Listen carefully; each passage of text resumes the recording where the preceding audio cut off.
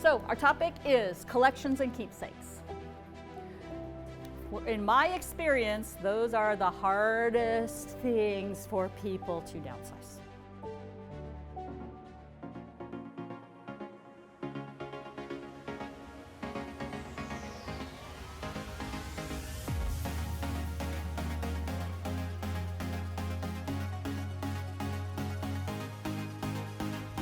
So our topic is collections and keepsakes.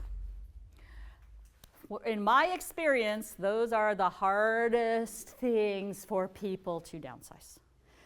Now, I have my own definition of collections. To me, a collection is something that you actively go in search of. You collect bunnies, or you collect teapots, or you collect frogs, or you collect angels. These are things that we actively search for, that really cool one that we want to add to our collection, okay? A collectible is something that the company that manufactures it tells you you need. Not only do you need one, you need the whole set, because they'll be more valuable that way. Things like baskets, figurines, collector's plates. Any of this sound familiar? Ornaments. You got to have them all so that they're more valuable. Or we just get real excited about it. Or you have to have the latest and greatest one, because this one is so much better than all the other ones we've made, right? It's something that the company who makes them, that's a collectible, tells you you have to have. And that it's going to be valuable someday. It's going to be way more valuable. Keep the boxes, because they're going to be so much more valuable, all right? Is this resonating with anybody? All right. Keepsakes are something totally different. Keepsakes are things that have memories attached to them. They came from somebody we love. They were something that we created ourselves. It's something that's been passed down from generation to generation. Photographs, china, things that the kids made in school, those are keepsakes. So to me, those are kind of different things. So I want to talk about the collections and the collectibles first, because the keepsakes are harder. So we'll do that at the end.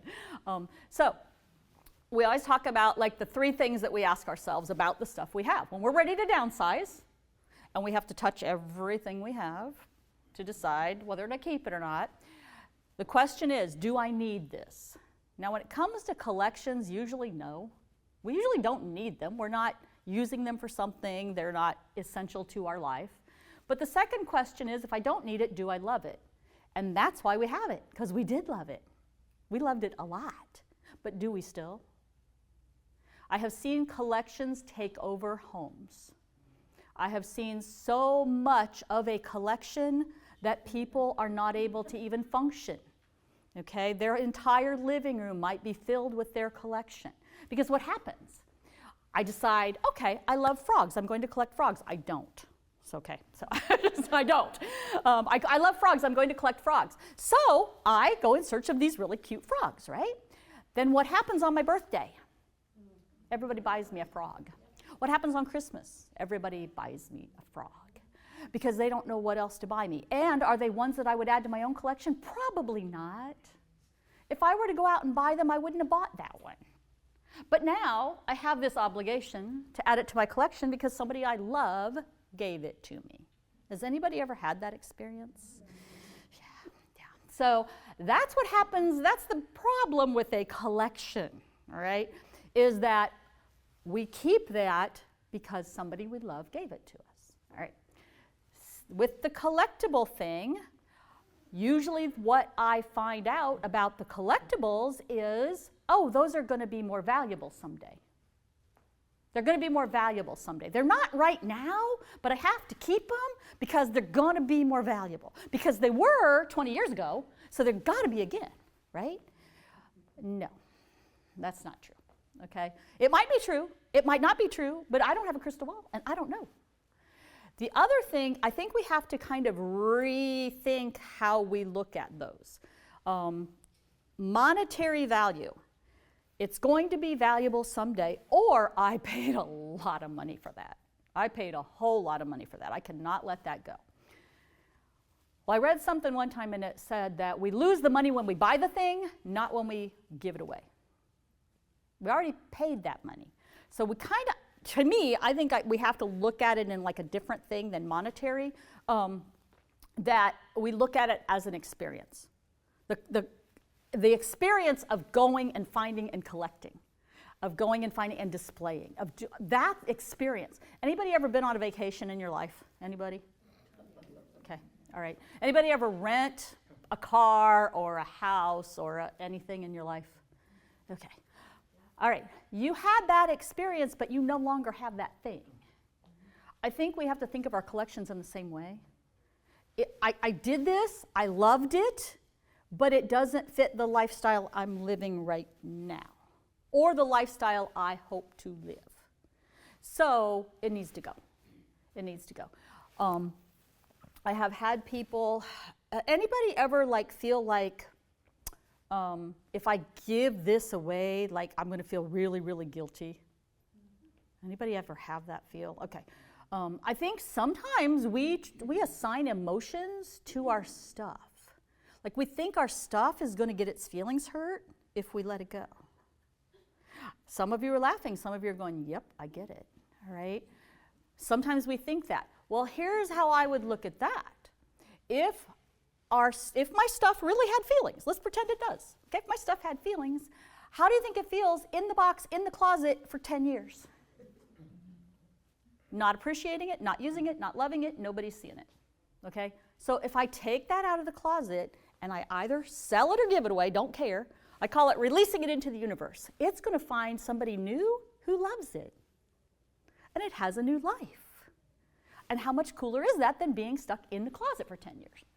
So I think those are the kinds of things. Like if I haven't seen it in all this time, then why? Why do I have it? What are some of your thoughts on the collections? And is there anybody that has had to downsize their collection and they have a little tip that like might help? Yes. I don't know if my tip or I don't really have a tip, but yeah.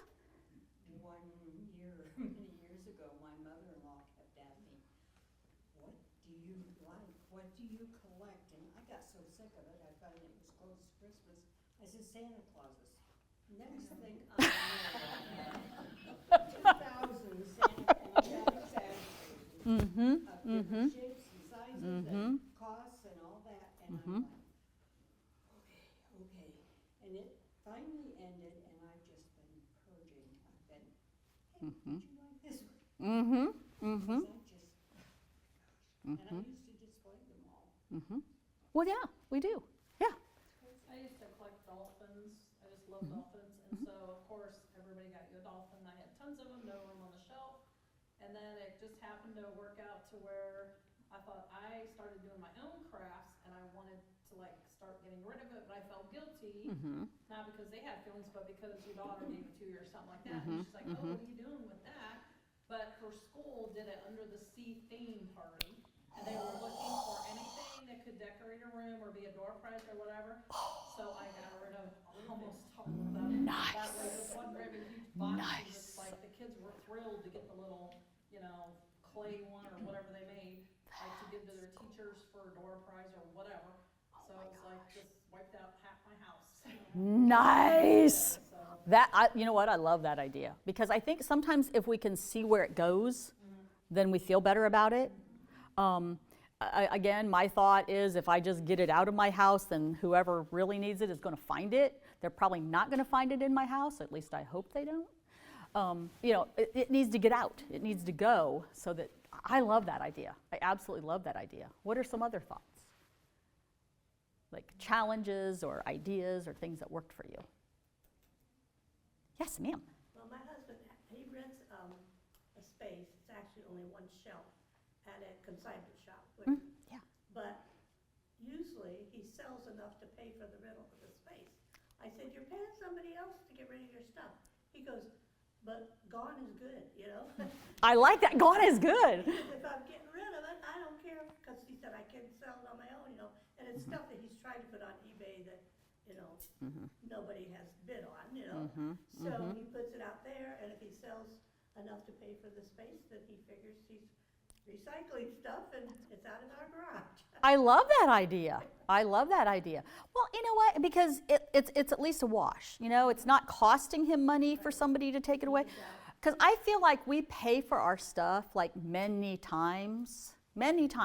We buy the thing, and then if we get too many of the things, we buy the container to put the things in, and then we have to either spend our time or our money dusting the things, cleaning the things, maintaining the things, and then eventually we either pay somebody to get rid of the things, whether it's a trash man or whether it's somebody like me who comes in and helps you declutter. Eventually, I mean, we've paid for those things how many times? If you just don't buy the thing you don't really need in the first place, saves you a lot more money than you think. Okay, do we have a, I don't know what's going on in the corner over there. But yeah, it saves us a lot more money. I love that. I love that. Just consignment, and yes, I think that's a great idea. Well, and you know, the eBay thing, that's one of the things, like with the quote collectible stuff. A lot of people that I work with will go to Google and they'll Google their thing, all right? And they'll say, oh, this is selling for $350. No, it's not. Someone's asking $350, okay? They're asking that price. That doesn't mean that someone has paid that price. So those are the kinds of things, like when we're researching, like really pay attention, because you might see one for $350 and then you might see one for $1.95. Okay, it might be the identical thing. We were just talking about marbles here before everybody got here. How you might have this one marble and it looks just like that one that's really expensive, but then if you keep scrolling down, it also looks like that one that isn't very expensive, and they look identical, and they're not. They're different manufacturers, they're different years, they're different somethings, but yeah, the comparisons is where it gets complicated. Basically, your stuff is worth what you're willing to take to let go of it. I mean, that's pretty much it. That's pretty much it. If you want to do the eBay thing and ship it across country, that is wonderful. If you don't want to mess with that, sometimes just getting it out of your house is such a relief. It's just such a relief. Yes, ma'am? One other thing we did, which I did not want any money for it, I just wanted it out, and I do live on a very busy road. Not today, because it's raining, but like the last few days it's been sunny. I just put a thing out there that says, please do not take table. I can go in the house, get a glass of water, I turn around and it's gone. Yep. So you're not paying your trash guy or anybody to get rid of it, but you know, you're also not getting any money for it. It's just to get the stuff out there. I put clothes out there, whatever. People just pull the driveway, take what they want. They take the whole thing, I don't care, because now I don't have to deal with it, but We do that a lot. I help, you know, clear out houses when people are moving and downsizing and things like that. And we had one that had to go quickly. I mean, there was a situation, it had to just be emptied quickly. And we put a whole lot of stuff outside for free and posted it on Facebook. And I went early in the morning when they were going to be picking up the dumpster to see if there was anything left we needed to throw in the dumpster, and it was all gone. And the dumpster was this far down from what it was the day before. So people had been dumpster diving. But, you know, and normally, don't anybody freak out. Normally that's not how I empty a house, ever. That's not how I do it. We sold a whole bunch of stuff first, we donated a whole bunch of stuff first, but then we came down to, okay, it's gotta be fast, because they sold the house faster than they expected to. Yes? I'm running out of options with a friend of mine that has to move out of her house, like probably in 60 days. Teapots, she's got, well, now I found out she's got 22 spinning wheels stored in one of the rooms. Oh, wow, what an interesting and collection. She's going to go to like probably a 2-bedroom apartment or something, and she's in a huge house now. And she said, well, I'm going to put this thing, I'm going to put it in storage. I explained to her the issues. She said, I can't get the money for it now because I've run out of ways to explain to her that this isn't going to work. It's going to cost her more to store it. I don't know what other way to approach this. You can't. You can't. She feels it's part of her. Yes. Yes. I have had people say to me, my stuff is my identity. Yeah, she said it's her furniture, but I mean, you know. I've been in business 25 years, and here's what I know. We cannot make another adult do anything. We can't. That's their decision, their choice, and if that's what they choose to do, then that's their life. That's the one thing. I had somebody ask me one time, does it upset me if I can't help somebody? And I said, you know, whether or not I'm helping somebody is determined by what their goal is. It's up to them to say whether or not I helped them, not me. And in some situations, people don't want to downsize. They don't want to downsize. They don't want to move. They don't want to get rid of their stuff. They don't want to, we don't want to do these things. Some of us are able to. Some of us are not. Some of us, I've known a person who paid for a storage unit for over 20 years and probably has not entered it in 20 years. That's a lot of money. That's a whole lot of money. But that's the only way they could cope. It's the only way they could cope. And if that's the situation, then I can't help them, we can't help them. Everybody has to help themselves, unless there is a mental situation there where they do need someone to step in, that's different. But otherwise, our stuff is our stuff. When I talk to new groups, you guys have heard me a million times. I usually wear this little ring when I talk to groups, all right? Because you can't miss it, right? You see it. And the reason for this little purple, or this big purple ring, is to make a point, and that is every single one of us has to decide what we're keeping and what we're not keeping. Every single one of us has to decide what's important to us and what isn't. My job, when someone asks me, is to ask you 100 questions to zero in on that. Why am I here? Okay, well, my house is a mess. I want to start having people over. Cool. How do we go about that? Which of these things are important to you? Which of these things are not important to you? How do we want this room to look? Blah, blah, all those questions, okay? The reason being, I would need to find out why it's important to that person, all right? I guarantee if any one of you came to my house to declutter my jewelry, you would pick this out and throw it in the trash, all right? Now, I'm going to tell you, I have gold jewelry that you can throw in the trash before I will give you this ring. You can't tell from there, maybe, but it's plastic. So you would probably tell me to get rid of this. Now, I'm not going to let you. You know why? The point is, it's really none of your business. And it's none of my business why your stuff's important to you, all right? So that's the whole thing, is we get to decide. We get to decide. And I don't know why those spinning wheels and all of that is important to her. I don't know, but it is. And if it's important enough to her to pay that monthly bill, then that's what she's going to do.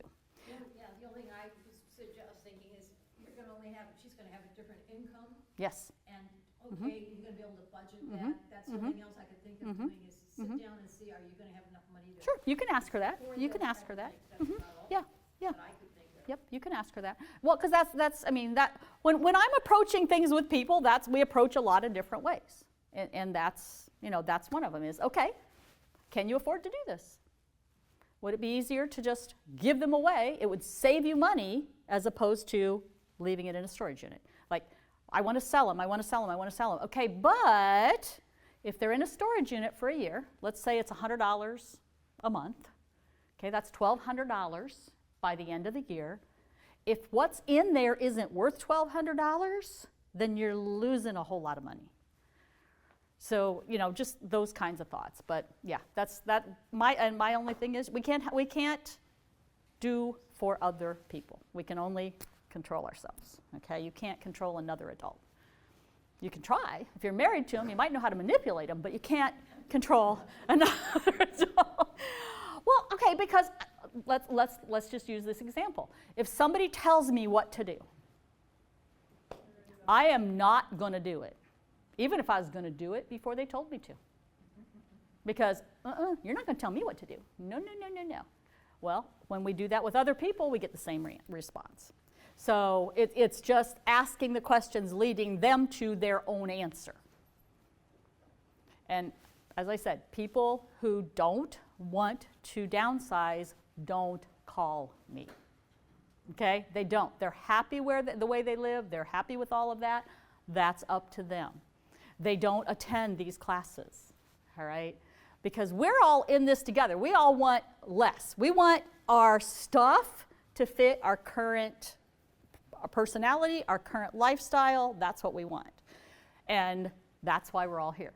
So some people, no, we cannot make another person do that. That's just, sorry. That's all I can tell you.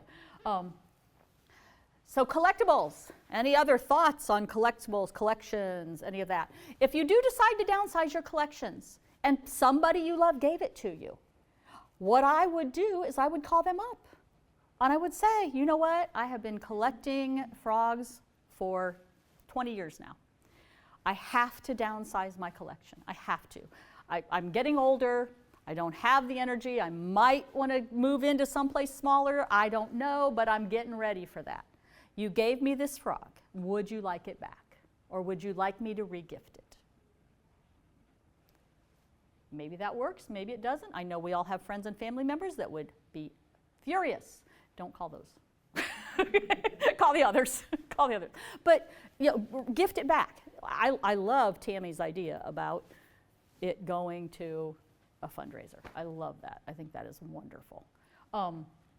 Other thoughts on that?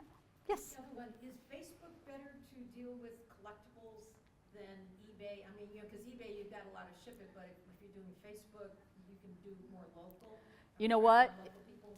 It depends on the individual person, honestly. I use Facebook and Marketplace and the Facebook local garage sale sites because they have to come take it from me and give me money. That's how I do it. I don't have time to ship. I don't have time to mess with that. I just don't do that. But depending on what you have, you may get more money from eBay. I don't know. It just depends on what it is. It depends on if you are good at that. If it's something you have time for, if it's something that fits your personality. I know people who make lots of money selling on eBay. It's not going to be me because I don't want to mess with that. But it just depends. It really depends. But I know eBay has fees, and then you have all of that. So it just depends. I would say if I see something that's sold on eBay, if you're looking for values, you can go to eBay to completed listings, sold items, and it will show you what things actually sold for. Now, one of the things that I do is if I look for the auctions and at least 3 or more people bid. Those are the numbers that I consider to be real. Because if you search long enough, you might see the same listing sold over and over and over and over for different amounts on different days. I mean, if I want something sold for a certain price and I'm not a scrupulous person, I get my best friend to buy it, and then we put it back on. Okay, so it looks like it's sold for a certain amount of money. So that's why I like the auctions, because I can see that, okay, that really did. Or I also found out from an eBay seller that if they sell something and then the payment doesn't come through, eBay doesn't delete that as a sold listing. Okay, so that's why you'll sometimes see the same thing, all right? Because if somebody buys it, but then they don't pay for it, it still is showing up there. So it's an algorithm thing, and she said they're trying to fix that. But so yeah, my thought is what you see it for on eBay, expect to get about half of that. About half of that. But you don't have the shipping, you don't have the fees, you don't have all of that. So other thoughts on collections and collectibles?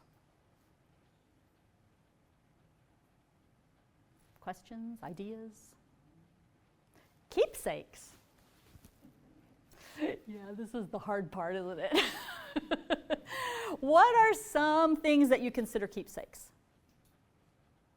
Yes, ma'am. Well, I have in the basement. In the basement, yep. Now, mind you, my daughter is 53 years old. Mm-hmm. And I have down there bags of their schoolwork. Okay. Okay. And I've tried to thin it down, Mhm, because mhm. somebody said, well, just keep one paper from each year, Mhm. because I've got multiple bags from multiple years. Mm-hmm. Yep. So that's a keepsake to me that's hard to get rid of. Okay. Children's schoolwork. What are some others? Photographs? Anybody have a lot of photographs? Okay. China? No? Silverware? Crystal? Oh, you guys are good. Yes. All the trophies and banners from the sports and Troph- jerseys and Trophies, banners, jerseys from the kids' sporting events. Okay. Graduation gown, Graduation gown. leather jacket. Letter jackets. What else? How about something that was passed down from generation to generation to generation? Does anybody have anything like that in your possession? That it belonged to your grandmother, your mother, your grandmother, your great-grandmother, great-great-grandmother, blah, blah, blah. Yeah? But my stuff is like, my grandparents immigrated from Czechoslovakia, so Mhm. I've got all that stuff, Mm-hmm. and I'm not sure what I'm gonna do with it. Mm-hmm. Mm-hmm. I understand. Pictures and Mm-hmm. all the stuff they wear for ceremonies and Mm-hmm. weddings and. Very cool. Very, very cool. What are some other keepsakes that you all have? Yes, ma'am?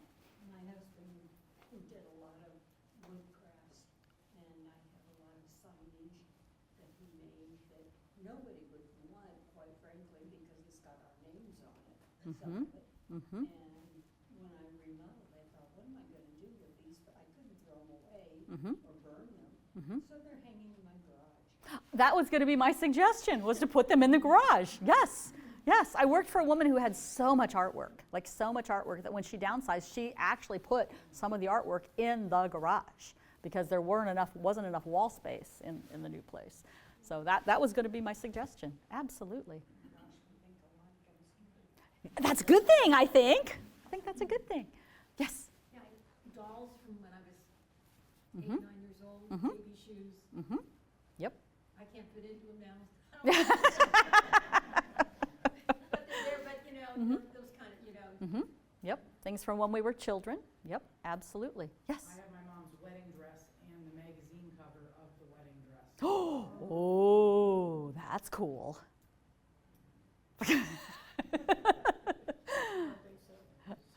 Uh-huh. Did you know that I only cost $25.79 when I was born? Whoa. She's got the receipt from when she was born. That's pretty cool, actually. That is really pretty cool. Well, you know what? The keepsake thing, it's the same questions. Do I need this? Probably the answer is no, for the most part. Now, if it's something I use, you have grandma's old KitchenAid mixer and you're still using it, because, those things last a long time. Do I need it? Don't need it. Do I love it? Now, do I love it means, do I ever look at it? When was the last time I had it out? Do I enjoy it? Is it making my life better? And if both of those answers are no, then why do I have it? Why is it still in my house? Why am I giving it space? Thoughts on that? Why do we keep things that we don't need, we don't love? Why? What's our reasoning? Might need it someday. Somebody might need it someday. Somebody might need it someday. Well, I'm going to first address the kids stuff, all right? If your children are over 30, they should not be using you as a storage unit. They don't want it. So, see, you're the one who's keeping it, okay? So, what's going to happen someday when we're no longer the keeper of those things? They're going to go into a dumpster. If the kids don't want their own stuff, they're not going to want it 20, 30, 40 years from now when we're no longer here, okay? People say to me all the time, oh, well, they don't want it now, but they'll change their minds. No, they won't. No, they won't. Now, if you really want it out of your house, box it up, wrap it in Christmas paper, and give it to them with their Christmas gifts. It is now their problem, their responsibility, and your hands are washed of it, all right? If you are keeping it for you, then it needs to be someplace where you can actually look at it, enjoy it. That's where it needs to be. Because if you are keeping this because you love it, why is it in the attic or the basement or the garage or the back of a closet? Why is it there? How many years has it been since you looked at it? I brought up a set of china one time from a place that was downsizing, and it said Grandma's China 1999. I worked there 2 years ago. So in 1999, they put those boxes in the basement, and nobody had seen it since. Nobody had used it. Nobody had gotten it out. Nobody had moved it. Nobody could have found it. It was back in the corner under a bunch of other stuff. 1999 it had been there. Why? Why? The things that we love, the things that we enjoy, the things that we like, should be out where we can enjoy them and use them and like them. If they're in boxes, hidden away, what exactly is the purpose of that? Now, I've had people say to me, oh, because when I finally open that box, it's memories. Well, I'm going to tell you what you want to do. You want to open that box, you want to snap pictures of all that stuff, and you want to let the stuff go, and then you have pictures of the memories, right? And you don't have to keep all the stuff. You can keep the memory without keeping all the stuff. Does that make sense? Some things yes, some things no. I know, but see, I'm not talking about the things you love. I'm not talking about that. I'm talking about the things don't need, don't want, don't have enough space for. How can we let those go? How can we let those go? And the guilt. Guilt. Oh, that word comes up all the time. Guilt. Guilt. I feel guilty if I let go of this. I feel guilty if I get rid of grandma's whatever. In our family, it was a soup tureen. It was a soup tureen. Oh, yeah, I have to tell you about the piano sometime too.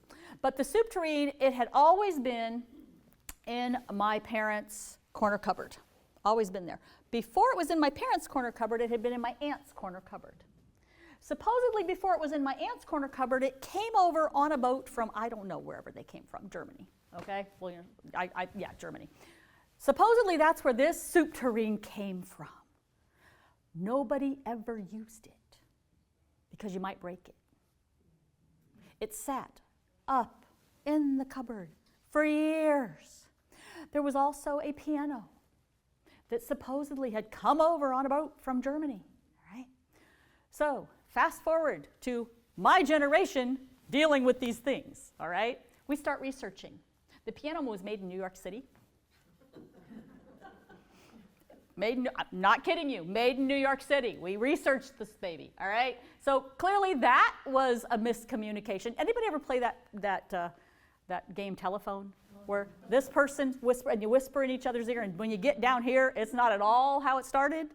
Yeah, I think that's probably what happened with the piano.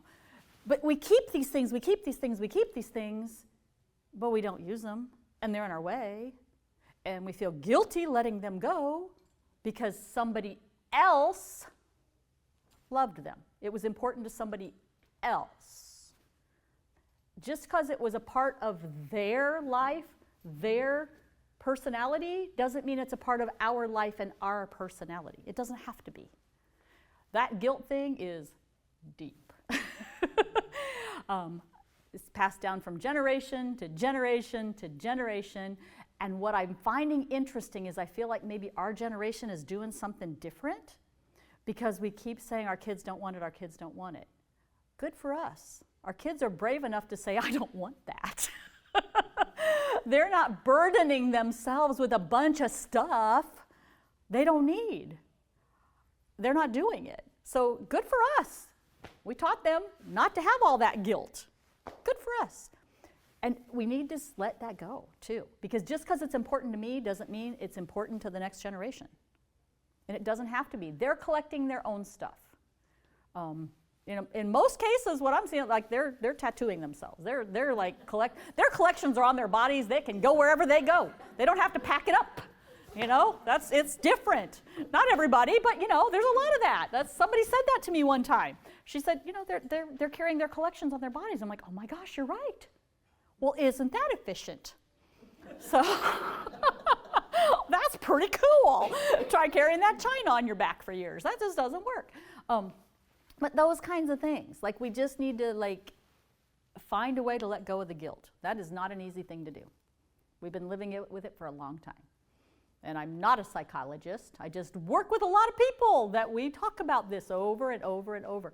But letting those things go to somebody who will use them, now that can be that family's heirloom. It can be that family's heirloom. What are some of your thoughts about the keepsakes and either things you've done or challenges?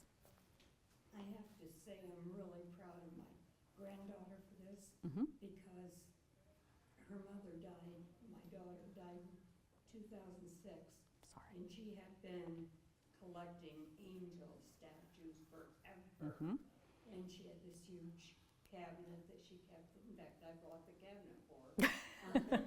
That she kept them all in, and she just had tons of them. After her death, everything came to my house. And when my granddaughter moved out, it went to her house. And she contacted me one day and she said, would you be upset with me if I got rid of the angels? I said, baby, you do with them what you want. You know, if that's not something you want, get rid of it. Yep. So I was real proud of her because she's able to do that. Yeah. It's a hard thing. It's a hard thing. Well, and if we have a collection or if we have keepsakes, I know I run into china a whole lot. You know, like the china. The kids don't want the china. The kids don't want the china. Well, how often do we use the china? Once a year? Twice a year? Why? Because we don't want to hand wash it. Neither do they. I mean, neither do they. They don't want to do it either. So that's one of those things. If you would like to preserve the memory of the china, keep a serving dish. Let the rest of it go. Keep a serving dish and just get that out at every holiday. And then you can use the china or the paper plates or the whatever else you want to do, okay? But preserve that memory. I did work for somebody one time who said their children were going to fight over their crystal because they taught them how to make music with it. You got to get that stuff out. They have to use it. If it's just in a display case their entire lives, there is no memory connected to that whatsoever. None. No memory. I just remember that was on my mom's wall. That's all they remember. But if you get it out and use it, then there's a memory connected to it. Have a tea party with the 6-year-old granddaughter. Oh, she might break something. So what? So what? You weren't using it anyway. And you can't sell it. And you can't sell it. I mean, you can, but not. You usually don't get a whole lot of money out of it. That's the other thing. A lot of people tell me, oh, on replacements.com it's worth this much. Well, I have a client who attempted to sell to replacements.com. You have to pay for the shipping. You got to pack it all up, pay for the shipping there. They pick out what they want, and then you have to pay to ship back the stuff they don't want. And so by the time, and they're not paying you the amount of money, they're asking for it online, by the way. So by the time you do all that, you may actually lose money. So, you know, there's just all these things that seem like a good idea at the time. I even had a client who actually had family down in that area. They drove their crystal down there, and they still did not offer them enough for them to have made the trip. So, you know, it's just, you got to kind of, that's there for people who have a whole set and they broke a piece. That's what that works for. But those are the kinds of things. So what are some other pictures? Let's talk about photographs real quick. If you look at the picture and you have absolutely no idea who the person is and nobody wrote it on the back, we now have the technology to snap a picture of that, send it to our entire family and say, does anybody know who this is? And if every single person says no, it can go in the trash. Now, I don't know why we have trouble throwing photographs of people into the trash, but we really do. We really have a hard time with that. It's like I'm saying that person wasn't important. That's not true. We're saying we have no idea who they are. Okay? Yes? Our family just, or my husband's family just created a Facebook page of the family. And Love it. all the pictures that come from all sides of the family are going on there. Love And people that. are being able to identify the people in the picture. And so in the Facebook comments, they're saying, you know, left or right is so-and-so. And this was their Nice. wedding, or, you know, this kind of stuff. And it's creating Nice. a group of people coming together where one person knows one thing, another person knows something else about those pictures, and it's great. I love that idea. Yes, and those of you who, I don't know if you're on Facebook, I'll be honest, if I didn't have a business, I don't know if I'd mess with Facebook, honestly, but I love that because you can create your own group. The only people who see what's going on are the members of that group. So the whole world isn't going to see that.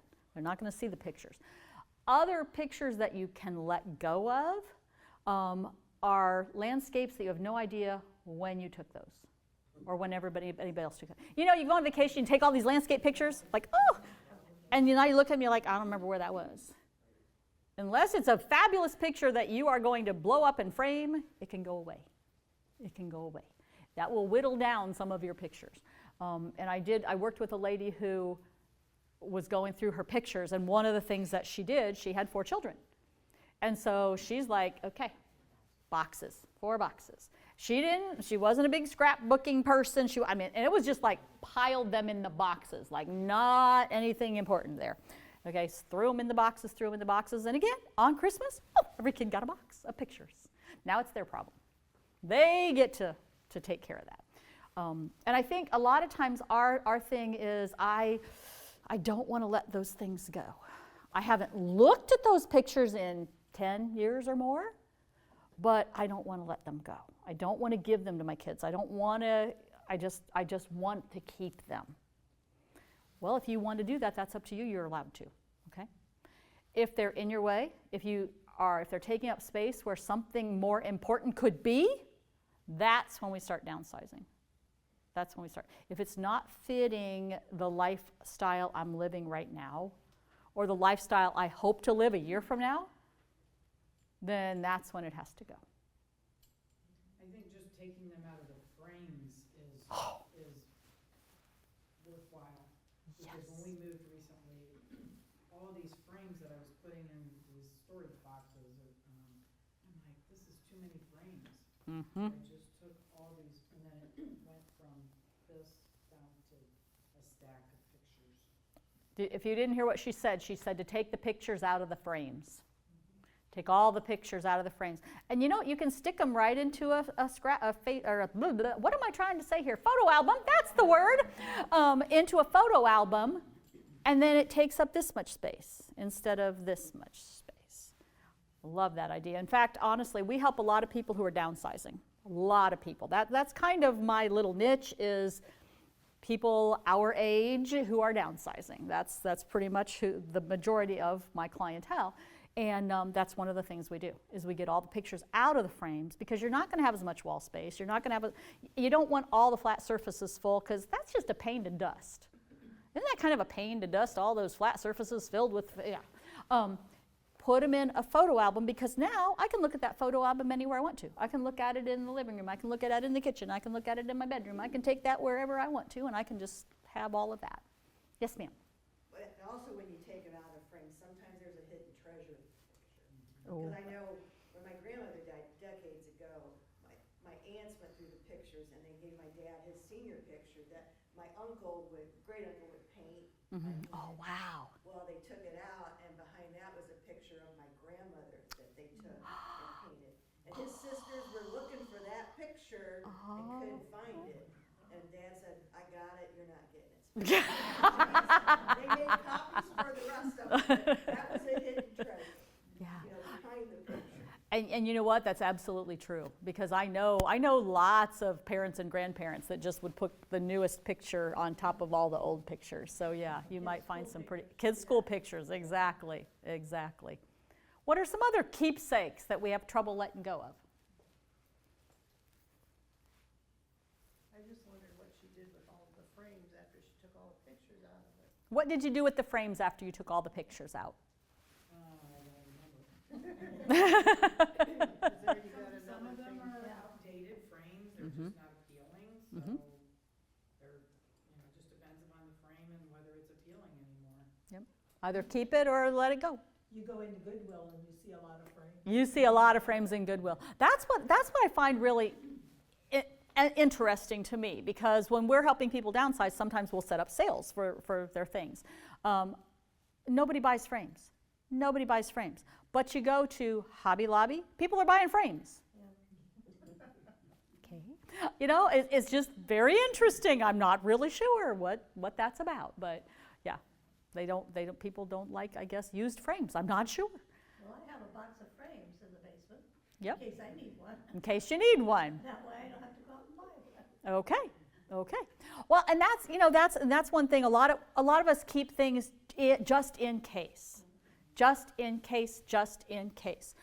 My rule for those who are downsizing, that just in case thing, is, what's the worst thing that could happen if I let this go?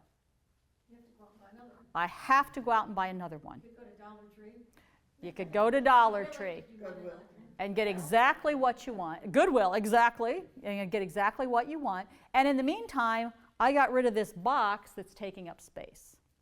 And, you know, things like that. Now, for me, it's a monetary value, okay? All right, if it costs me less than $50 to replace it and I haven't used it in 5 to 10 years, it can go away. It can go away. Some people, $20. If it's less than $20, it can go away. If it's over $20, they're keeping it, right? Some people, it's $100. But how much would it cost me to replace it? Like, what's the worst thing that can happen if I get rid of this? What's the worst thing that could possibly happen if I let this go? Somebody's going to want it. Who? Don't know yet. Okay. How long has it been since somebody wanted it? You know, just all of those questions that make us chuckle, but They don't want it until you get rid of it. they don't want it until you get rid of it. Well, my favorite is when I help somebody clear a storage space, whether it's an attic or a basement or a garage or whatever. And a couple weeks later, I get a phone call. You know, we got rid of that wrench. I could really have used that today. Let's go buy one then.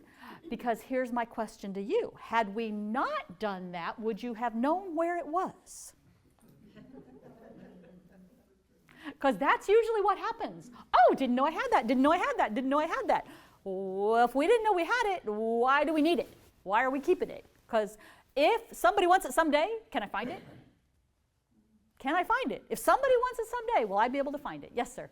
Men can always find their wrenches. Men can always find their wrenches. We know where we put stuff. Well, yeah, yep, there you go. I work with a lot of women. What about jewelry? Jewelry? Especially heirloom, you know, family jewelry and not just your costume jewelry. Real gold, real sterling, all of that stuff. Well, I will tell you, here's the deal. Here's what I'll tell you. Right now, gold and silver are at an all-time high. They are at an all-time high. So it's up to you whether you want to keep that, to pass that on, to do whatever you want to do, or whether you want to convert that to cash. Because in all these many years, it's the highest it's ever been. Just saying. So if it's stuff that you've been hanging on to and nobody wants it, for whatever reason, nobody wants it, then you might want to consider doing that. And then if you want to split the money or however you choose to do that. Yes? Take it to a jeweler? Yeah, it's a reputable place to take that. I actually do have 2 places I would recommend. Am I allowed to say this? You need to, well, afterward? Okay, I will tell you afterward, after he stops filming.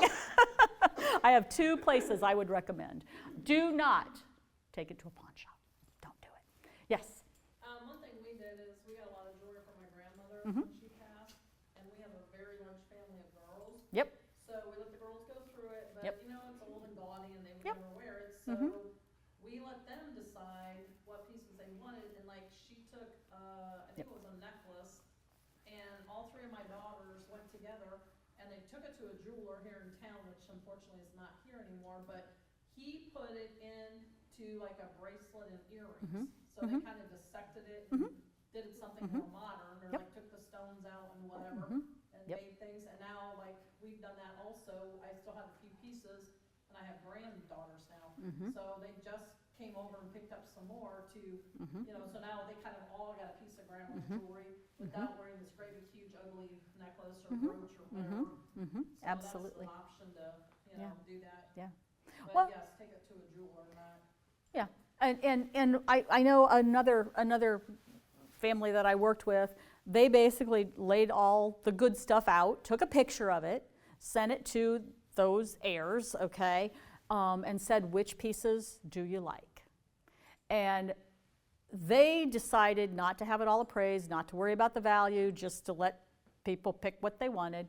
And there were only 2 pieces that more than one person wanted. It was fascinating. It was really interesting. And then they just drew names for those 2 pieces. But, you know, there's a lot of different ways that you can handle that. So, Yeah, I feel like people should, when you have something you want to pass down, you need to let the person know that this is going to you, because my mom had several pieces. Yes. And it's like, who did she want those pieces to go to, because she never took the time to do that. Yes. And the Yes. value, and then it got down to family may get nitpicky and say, well, the value of that versus the value of that. Yes. Can get real It- dicey then. Oh, yeah. My husband did is they laid all the jewelry out of his mother's, and then they, took turns going up to the jewelry and picking out what they wanted. So something could have been valuable to one person, but not valuable to another. Yes, exactly. That was the situation, the memory. Oh, yeah. Yeah, I have a broken brooch that my grandmother wore all the time. I mean, like, I picked that out, my grandfather's like, it's broken. I said, I don't care. It's in every picture that we ever took together. Like, I want that. So yeah, that it's just whatever works for us. No, I totally agree with you on that. Yes, ma'am. I was gonna tell her too, we did something similar with my great-grandmother's wedding dress, because I had a really big long train, and I had pictures of her in the wedding dress, like front, back, everything, which was very uncommon back in that day to do like the back shots and everything. So those are in a special album with all the other like type of family pictures. But I had a seamstress come and look at the dress, and then we basically cut it apart, and then each one of my daughters got like a little party dress out of the wedding dress. So that's when, instead of it just being in the closet, you can check with them and see if, you wanna do something like that, or like, I don't wear dresses, but I did take part of the lace and stuff, so I've got a really nice little lacy doily that goes on my dress or out of my grandma's wedding dress too. So that's an option to do something with that dress maybe. That's a great idea. That's a great idea. I do want to just, something she said that I think is very important, because everybody in this room is over 50. I know this. We're in 50 North, so I know you are over 50. But is that knowing where you want things to go, and having your family know where you want things to go, and having your family know where all the paperwork is. All the paperwork, okay? Wills, trusts, powers of attorney, well, wait, powers of attorney do not apply anymore, but medical information, all of that. The family needs to know where all that is. And now we have things like passwords to your accounts that would be helpful to them, okay? So things like that, so that everybody knows this is where it is. This is where it is. So, and getting rid of the things that we just don't want anymore before it's somebody else's problem. I mean, if we know we don't want it, we're done with it, it doesn't need to be in our house, let's let it go. Let's get it to a family member. If they don't want it, then let's get it out of there, so that when they have to come in and handle that, that's one less thing they have to mess with, because we already took care of that. I work with a whole lot of families that do not live here. Their grandmother, mother, whomever lived here, they do not. And so they call me a lot to go in and handle that situation, all right? However, there is a new trend. We go through everything, we take care of it, we do it differently, and if you want to know details, I'll tell you. But one of the newer trends is hiring people who simply come in and throw it all in a dumpster and they're done. Okay? That's a new trend, and I'm seeing it a lot, because the kids don't have time, they don't want to mess with it, and they just want to get the house on the market and be done. Right? There's a lot of that happening. So if you have things that are important to you, that you want to go to specific family members, that you make sure everybody knows that. Okay? And I'm not saying it's bad, good, whatever. It is what I did a proposal one time for a person, and they said, you know what, we're not putting any more time or any more money into this. They had a huge dumpster that they had emptied 4 times, and they walked away from it, okay? So that is a new trend. So I'm just saying, if you feel strongly about your stuff and what you want done with it, if you can do that with the things you're not using and you don't like or whatever, let's do it now, okay? It's just makes life easier for everybody, and we can rest easier then. Okay, that was kind of a downer, wasn't it? But, but I think, but it's just the things like we need to think about that. If these are keepsakes and we want this passed down, we need to do exactly like she said, find that person who wants it. Let's find that person who wants it, either give it to them now or put their name on the bottom of it or whatever you need to do to make sure that that's where it goes. And I know we get our feelings hurt because the next generation doesn't want our stuff, okay? I worked with a young family helping them pack, and they were only in their maybe early 30s. They'd already moved 6 times, okay? We had this conversation about family heirlooms. And he said, my grandmother had this beautiful hutch. I would have loved to have had it, but we have moved 6 times. Do you honestly think it would have survived? So it's not always that they don't want our stuff. Their lifestyles are different. They have to be very realistic. So, so we need to not get our feelings so hurt about that. So, any final thoughts? I think we got 2 minutes, maybe. Do you ever maybe suggest that people go through phases with it? Like if they, let's say you have 10 items, like just get rid of one this year, and then you realize like 2 days later you don't even think about it anymore. I think that's a wonderful idea. Yeah, absolutely. I did a talk to a women's group, and it was a young mom. It was a young mother's group, actually. And she said they had these 2 children's beds that they were trash. They needed to go in the trash. Their trash guy wouldn't take it, so she got a dumpster just to put these 2 beds in. That's all she needed. She just needed these. She said, well, they dropped it off. They were picking it up in 5 days. She said, during those 5 days, she's found a whole bunch more stuff that she couldn't get rid of, and she filled the whole darn dumpster because she was on a roll. So yeah, it's surprising once you actually, and anybody ever get rid of something and then just feel lighter? Like, yeah. Any other final thoughts? Yes? I was reading about decluttering in a magazine, and it said about you want to take and clean off like the counters, everything looks neater that way. So if you get rid of all that stuff, those places are cleaner and they make your house look more better. Love that. The less clutter, the cleaner it looks. I always say clean off the biggest space in whatever room you're in. Dining room table, the bed. Whatever the largest flat surface is, get that empty and the whole room looks cleaner. So, alrighty, it's 11 o'clock, so anybody who needs to get going, I'll hang out if you, yes. Just one final thought, sometimes when you are cleaning out a space, it's too overwhelming.